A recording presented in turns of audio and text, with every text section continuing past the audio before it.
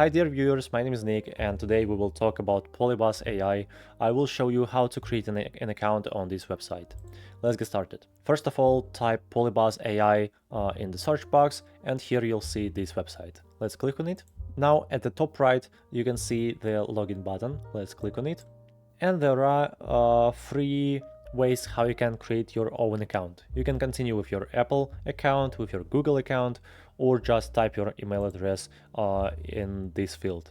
So let's select the second way, continue with Google. Let's select my account, and that's all. Now at the top right, you can see my profile icon. Now you can change it, change my username, for example, on How to PC, add bio, and so on, and then save it.